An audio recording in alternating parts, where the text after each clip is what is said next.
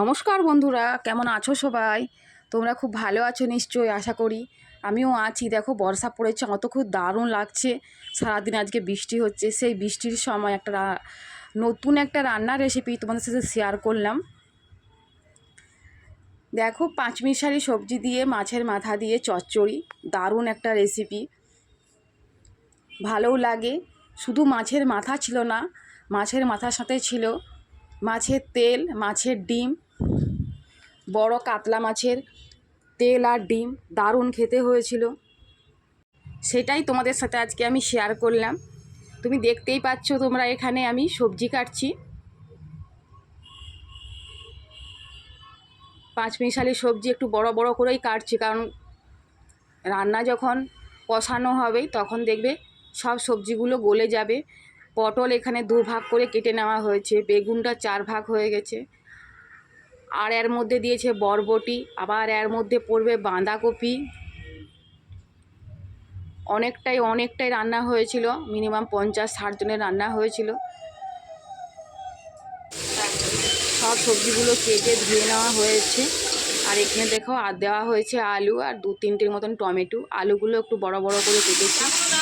আর এখানে দেখো, প্রথমে তেল গরম করে 5 ফোড়ন দেওয়া হয়েছে।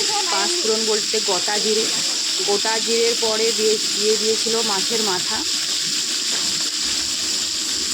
মাছের মাথা একদম মাছের মাথা প্রথমে ভেজে তুলে রাখা হবে না, তো অন্য ধরনের একটু রান্না করছি। এখানে রান্না হয়েছে বলতে, প্রথমে মাছের মাথাগুলো দিয়ে কষিয়ে নিচ্ছে, তারপরে মাছের মাথাগুলো যখন ভাজা হয়ে যাবে তখন সব রকমের সবজি দেবে। আর দেখো, এইদিকে কিন্তু দিয়ে দিয়েছে মাছের তেল পটকা আর ডিম, আর তার সাথে দিয়ে দিয়েছে দেখো এখানে দিয়েছে টমেটো। তোমরা দেখতেই পাচ্ছ, এখানে দেখো ডিমগুলো দেখো কেটে গেছে ডিমগুলো।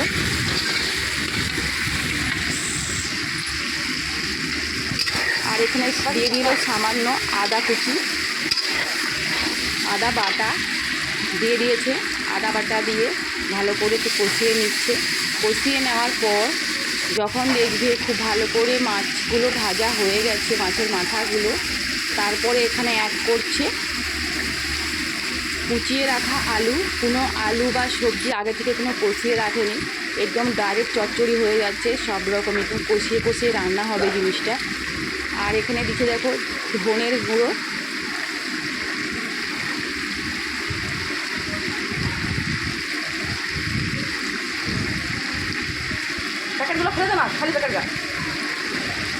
আর এই যে লঙ্কার গুঁড়ো, ধনের গুঁড়ো, লঙ্কার গুঁড়ো আর জিরে গুঁড়ো, 3টে গুঁড়ো দিয়ে ভালো করে নেড়ে চেড়ে কষিয়ে নেবে।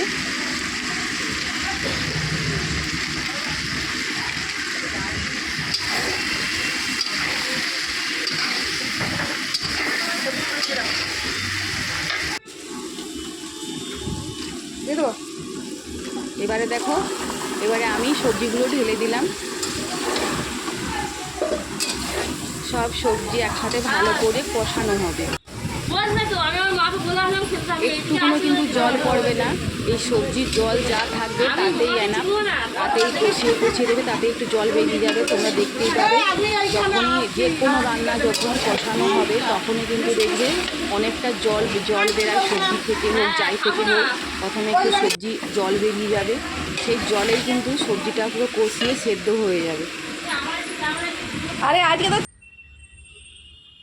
এই যে তারপরে দেওয়া হচ্ছে বাঁধাকপি। যখন সবজিগুলো যখন কষানো হয়ে যাবে তখন দেওয়া হবে এখানে বাঁধাকপি। এদের আমাদের ছোট পুচকে বেরিয়েছে, পিয়াসা, তার মা বলছে চলে যাও ওদিকে, ও চলে গেল ওদিকে। আর এদিকে দেখো, ওর মা এখানে রান্না করছে, আমি সাইডে ছিলাম। মাঝে মাঝে আমিও খুন্তিটা ধরে আমি নাড়ছিলাম।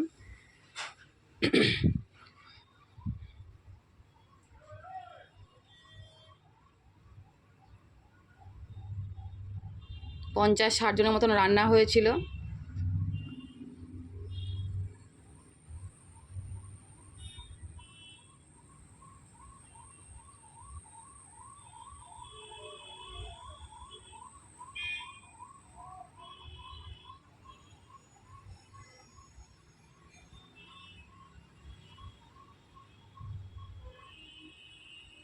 খুব ভালো খেতে হয় চচ্চড়িগুলো, মাছের মাথা দিয়ে মাছের তেল দিয়ে সবজি রান্না করতে অসাধারণ খেতে লাগে। কার কার এরকমই সবজি রান্না মাছের মাথা দিয়ে চচ্চড়ি ভালো লাগে অবশ্যই কমেন্ট বক্সে জানাবে।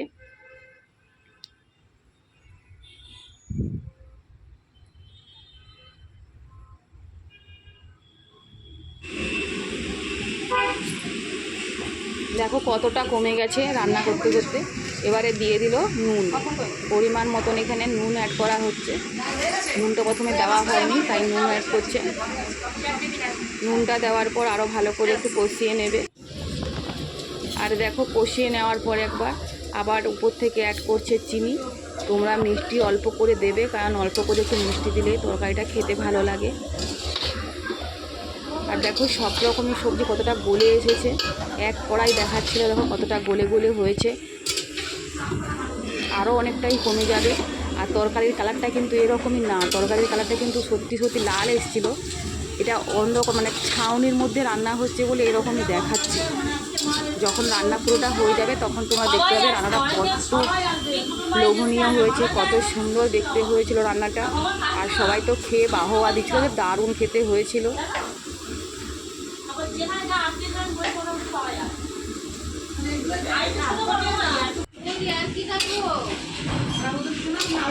দেখো মাঝে মাঝে এমন ছাউনিটা পড়ছে, মাঝে মাঝে কালারটা কেমন সবুজ সবুজ এসছে, মাঝে মাঝে লাল এসছে।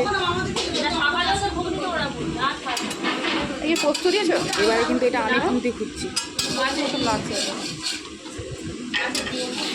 ও হ্যাঁ, এবার আমি একবার দুবার তিনবার আমিও নাড়ছি।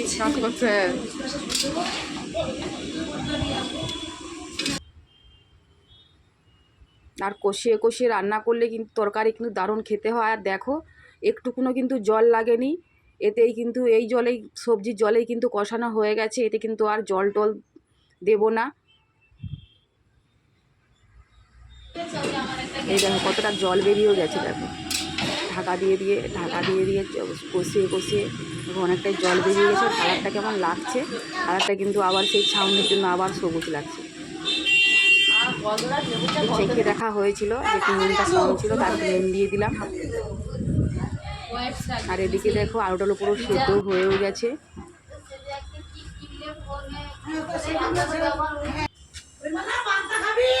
রান্না শেষ, রান্নাটা কিন্তু আমি নামিয়েছিলাম, গামলির মধ্যে আমি তরকারিটা ঢেলেছি। দেখো কষানো হয়েও গেছে আর রান্নাও হয়ে গেছে।